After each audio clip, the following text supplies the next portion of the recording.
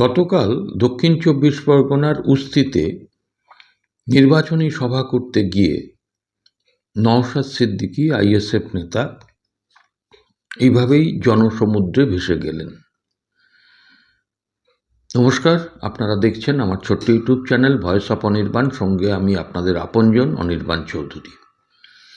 প্রথমেই আপনাদের সকলকে জানাই বাংলা নববর্ষের প্রথম দিনের প্রথম ভিডিও সকাল ৯টার ভিডিওতে আমার চ্যানেলের পক্ষ থেকে এবং ব্যক্তিগতভাবে আমি প্রত্যেককে অভিনন্দন এবং শুভেচ্ছা ও ভালোবাসা জানাচ্ছি। নতুন বাংলা বছর আমাদের সকলের ভালো কাটুক এবং এই বাংলাতে একটা পরিবর্তন আসুক। এই যে সরকার চলছে, জনবিরোধী সরকার, স্বৈরাচারী সরকার, প্রতিক্রিয়াশীলদের সরকার, চোরেদের সরকার, এই সরকারের পরিবর্তন হোক, এটাই হচ্ছে নতুন বছরের আমার ব্যক্তিগতভাবে প্রার্থনা, আশা, চাহিদা, যাই বলুন। আপনারাও কমেন্ট বক্সে লিখবেন আপনারা কি চাইছেন। যাই হোক, আমি আজকে যে বিষয়টা নিয়ে ভিডিও করব সেটা আমার থাম্বনেইলে আপনারা ইতিমধ্যেই দেখেছেন। আর আমি প্রথমে নওশাদ সিদ্দিকীর ভিডিওর যে অংশটা দেখালাম, এইভাবেই কিন্তু নওশাদ সিদ্দিকী পশ্চিম বাংলার বিভিন্ন জায়গায় নির্বাচনী সভা করতে গিয়ে জনসমুদ্রে ভেসে যাচ্ছেন। হাজারে হাজারে মানুষ, কাতারে কাতারে মানুষ, আবাল বৃদ্ধ বনিতা এগিয়ে আসছে নওশাদ সিদ্দিকীকে দেখে, তার টানে। এবং মিছিল, সভা এগুলোতে কিন্তু একটা লক্ষণীয় বিষয় যে তরুণ প্রজন্ম, তারা ভোটার, তরুণ প্রজন্ম তারাও কিন্তু পিলপিল করে ওই জনসভা ভরিয়ে দিচ্ছে, মিছিলের লাইনটাকে দীর্ঘ করে দিচ্ছে। আজকেই বিকেলবেলা তিনি আমার বাড়ির কিছুটা অদূরে একটি র্যালিতে আসবেন, রোড শোতে, যা শুনলাম প্রায় ১৫,০০০ মতন মানুষ তারা প্রস্তুতি নিয়ে ফেলেছে, বিভিন্ন জায়গা থেকে আসবে বলে খবর পেলাম। এবং আমার বাড়িটা যেখানে, সেখানে যে বিধানসভা কেন্দ্র, সেই বিধানসভা কেন্দ্রের আইএসএফের প্রার্থীর জন্য, বামফ্রন্ট সমর্থিত আইএসএফ প্রার্থীর জন্য নওশাদ সিদ্দিকী একটি রোড শোতে আসবেন আগামী ১৯ তারিখ, আর আগামী ২৫ তারিখে একটি জনসভায় আসবেন। তিনি যে শুধু আইএসএফের জন্য সভা করছেন তা নয়, বামফ্রন্ট এবং বামফ্রন্টের সঙ্গে যুক্ত এই নির্বাচনী সমঝোতায় অন্যান্য বাম দলগুলোর সভাতেও কিন্তু নওশাদ সিদ্দিকী যাচ্ছেন এবং গিয়ে তিনি তৃণমূল এবং বিজেপির বিরুদ্ধে এটি নতুন যে শক্তি, অর্থাৎ বাম ফ্রন্ট, আইএসএফ এবং সিপিআইএমের লিবারেশন প্রার্থীদের বিভিন্ন জায়গায় জয়যুক্ত করার জন্য আহ্বান জানাচ্ছে। এখন এই নওশাদ সিদ্দিকী নিজে ভাঙড়ের এবারে প্রার্থী, তিনি কিন্তু ভাঙড়ে সেভাবে সময় দিতে পারছেন না এখনো পর্যন্ত। বিভিন্ন জায়গায় সভা সমিতির মাঝখানে সময় করে করে মাঝে মধ্যে প্রচারটা উনি করছেন। ২৯ তারিখে এখানে ভোট, নওশাদ সিদ্দিকী সারা বছর ভাঙড়ের মানুষের সঙ্গে যোগাযোগ, তাই নতুন করে ওনাকে আর সময় দিতে হবে না। কিন্তু যা খবর আসছে বিভিন্ন জায়গা থেকে, যে ভাঙড় কেন্দ্রে নওশাদ সিদ্দিকীর বিরুদ্ধে এবারে তৃণমূল প্রার্থী পরিবর্তন করেছে এবং দক্ষিণ ২৪ পরগনারই জীবনতলার বাসস্ট্যান্ডে বসে যিনি বোমা বাঁধেন মুখ্যমন্ত্রীর কথায়, সেই শওকত মোল্লাকে, যিনি ক্যানিং পূর্বের বিধায়ক ছিলেন, তাকে এনে ভাঙড়ে দাঁড় করান।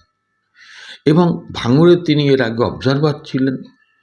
ভাঙড়ের যত রকম গণ্ডগোল, অশান্তি, সব কিছুর উদ্গাতা ওই শওকত মোল্লা বলে অভিযোগ। এবং নওশাদ সিদ্দিকী একটি শিক্ষিত সম্ভ্রান্ত পরিবারের ছেলে, রাজনীতিতে 2021 সালে পদার্পণ করেছে। তিনি যখন 21 সালে প্রথম নির্বাচনে দাঁড়ান, হলফনামায় তার বিরুদ্ধে কোনো ফৌজদারি মামলা ছিল না। আর এই শওকত মোল্লার সুবাদে নওশাদ সিদ্দিকীর বিরুদ্ধে 17খানা ফৌজদারি মামলার কথা উল্লেখ করতে হয়েছে এইবার নওশাদ সিদ্দিকীকে তার হলফনামায়। অত্যন্ত সাধারণ জীবনযাপন করেন এবং নওশাদ সিদ্দিকীকে আমার তার একটা কথার জন্য ভালো লাগে যে তিনি প্রকাশ্য জনসভায় দাঁড়িয়ে বলেন, আমরা যারা বিধায়ক আমরা 1.5 লাখ টাকা মাইনে পাই, অন্যান্য সুযোগ সুবিধে পাই, আপনারা আইএসএফ হোক বা বিভিন্ন দলের যারা কর্মী সমর্থক আছেন তারা তো কষ্ট করে আয় করেন, তাদের তো এত টাকা আয় হয় না, তাহলে আজকে আপনারা কেন নিজেদের মধ্যে হানাহানি মারামারিটা করছেন?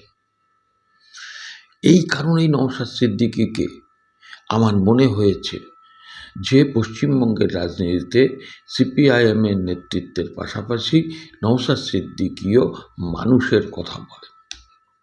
এখন দেখুন, এই নওশাদ সিদ্দিকীকে হারাবার জন্য ভাঙড়ে দুটো ঘটনা ঘটেছে আমার পাশে, আপনারা দেখতে পাচ্ছেন।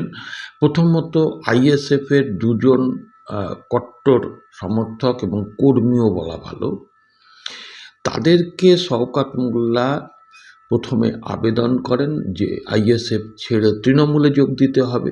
তারা রাজি না হওয়ায়, কারণ তাদের বুকের ভেতরে ভাইজান, তারা রাজি না হওয়ায় তাদেরকে আপনারা দেখতে পাচ্ছেন কিভাবে মারা হচ্ছে শুধুমাত্র আইএসএফের পতাকাটা ধরে আইএসএফে জয়েন করার জন্য।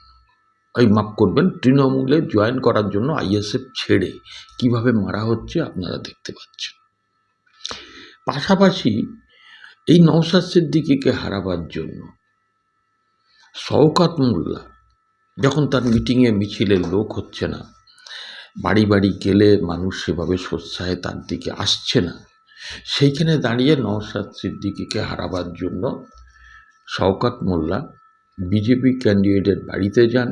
দীর্ঘক্ষণ তিনি তার সঙ্গে গোপনে আলোচনা করেন।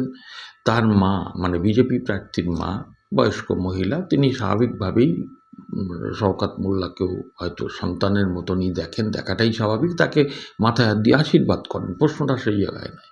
প্রশ্নটা হলো যে একেবারে যার সঙ্গে সাপে নেউলে নাকি সম্পর্ক বিজেপি এবং তৃণমূল, সেই তৃণমূলের প্রার্থী বিজেপি প্রার্থীর বাড়িতে গিয়ে যাচ্ছেন সেটাও না সৌজন্যতা, কিন্তু দীর্ঘক্ষণ ধরে গোপন বৈঠকটা কিসের সেটা মানুষ জানতে চেয়েছে। এবং পাশাপাশি দেখছেন আপনারা ছবিতে, আর পাশাপাশি এই ভাঙড় থেকেই তৃণমূলের আরেক ডাকসাইটের নেতা, যার কথা একসময় ভাঙড়ে গরু ছাগলে এক ঘাটে জল খেত, সেই আরাবুল ইসলাম, তিনি তৃণমূলের প্রতি বীতশ্রদ্ধ হয়ে আইএসএফে জয়েন করেছেন এবং ওই ক্যানিং পূর্বতে তাকে প্রার্থী করা হয়েছে, তিনিও জিতবেন। এবং ভাবতে পারেন শওকত মোল্লা শুধুমাত্র নওশাদ সিদ্দিকী হারাবার জন্য একটি জায়গায় বলছেন যে আপনারা আইএসএফকে ভোট দেবেন না, যারা আইএসএফকে ভোট দিতে মনস্থ করেছেন আমি তাদের কাছে অনুরোধ করব বিজেপিকে ভোট দিন। এখন স্বাভাবিকভাবেই ভাঙড় এবারে 2টো এমএলএ পাচ্ছে, একটা তো নওশাদ সিদ্দিকী জিতছেই, এটা নিয়ে কোনো দ্বিধা নেই, পাশাপাশি আরাবুল ইসলামও কিন্তু জিতবেন বলেই গোয়েন্দাদেরও খবর, আইপ্যাকেরও সেই রিপোর্ট, এবং তৃণমূল কংগ্রেস বাধ্য হয়ে খেই হারিয়ে ফেলে নিজেদের পায়ের তল থেকে যখন মাটি সরে যাচ্ছে, মুখ্যমন্ত্রীর সভাগুলোতে লোক হচ্ছে না, শওকত মোল্লার ডাকে সাড়া আসছে না, তখন তারা এই পথই নিয়েছে।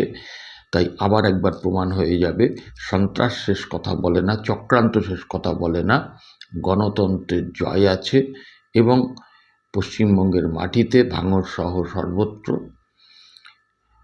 অসাম্প্রদায়িক শক্তির উত্থান হবে এবং ধর্মনিরপেক্ষ শক্তি মাথাচাড়া দেবে, বামপন্থার পতাকা উঠবে। আপনাদের মতামত জানাবেন, চ্যানেলটাকে ভালো লাগলে সাবস্ক্রাইব করবেন। নমস্কার।